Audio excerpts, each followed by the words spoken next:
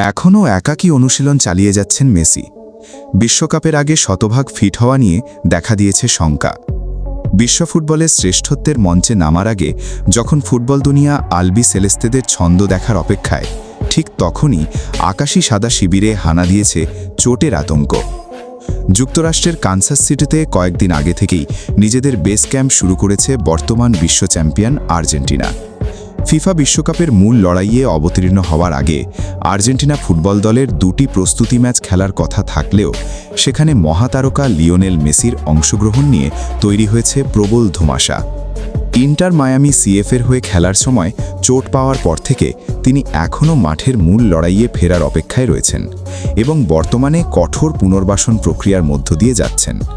Kansas সিটির অনুশীলনে অন্য সতীতরা যখন পূর্ণোদ্যমে ঘাম ঝরাচ্ছেন, তখন ফুটবল জাদুকরকে দেখা যাচ্ছে অনেকটা নিভৃতে, দলের মূল স্রোত থেকে বিচ্ছিন্ন অবস্থায় একাকী অনুশীলন করতে।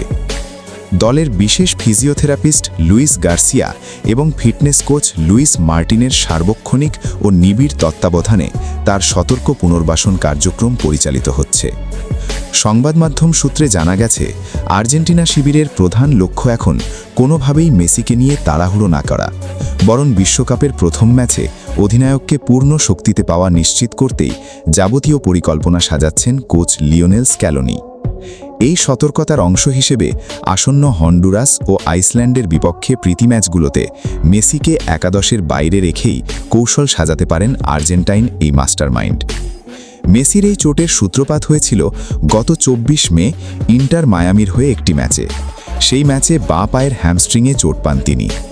যদিও বর্তমান অনুশীলনে তাকে বাহ্যিকভাবে স্বাভাবিক মনে হচ্ছে, তবে হ্যামস্ট্রিংয়ের মতো সংবেদনশীল চোটের ক্ষেত্রে সামান্যতম ঝুঁকিও নিতে নারাজ স্ক্যালোনি। সে কারণেই মেসি এবং দলের আরও যেসব খেলোয়াড় ছোটখাটো চোটের সমস্যায় রয়েছেন, তাদের জন্য নির্দিষ্ট কিছু বিশেষ ব্যায়াম নির্ধারণ করে দেওয়া হয়েছে। ফুটবলাররা যাতে পুরোপুরি ফিট না হয়ে মাঠে না নামেন, সে ব্যাপারে কড়া নির্দেশ রয়েছে টিম ম্যানেজমেন্টের পক্ষ থেকে। আর্জেন্টিনা ফুটবল অ্যাসোসিয়েশনের পক্ষ থেকে দলের বর্তমান অবস্থা জানিয়ে বলা হয়েছে, যারা ছোটখাটো শারীরিক অস্বস্তি বা চোটের সঙ্গে লড়াই করছেন, তারা বর্তমানে অভিজ্ঞ ফিজিওথেরাপি দলের অধীনে নিবিড়ভাবে কাজ করে যাচ্ছেন। তাদের জন্য সুনির্দিষ্ট বৈজ্ঞানিক ব্যায়ামের ব্যবস্থা করা হয়েছে এবং আশার কথা হলো তাদের শারীরিক উন্নতির হার অত্যন্ত ইতিবাচক। বিশ্বকাপের চূড়ান্ত লড়াই শুরুর ঠিক আগে 9 জুন আইসল্যান্ডের বিপক্ষে নিজেদের শেষ প্রস্তুতি ম্যাচে মাঠে নামবে আর্জেন্টিনা। সেই ম্যাচে মেসি কতটুকু সময় মাঠে থাকতে পারবেন তা নিয়ে ভক্তদের মধ্যে জল্পনা কল্পনার শেষ নেই।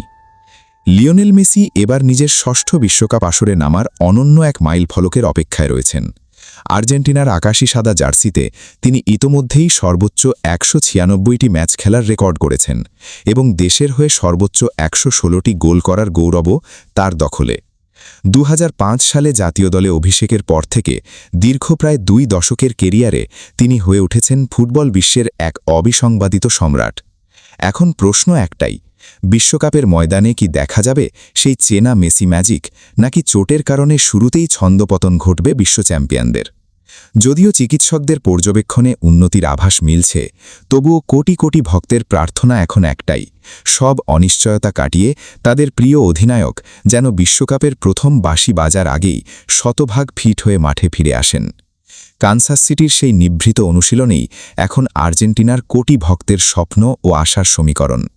বিশ্বকাপের সেই মহাযজ্ঞ শুরু হওয়ার আগে সময়ের সঙ্গে পাল্লা দিয়ে চলছে মেসির ফিটনেস ফিরে পাওয়ার নীরব লড়াই।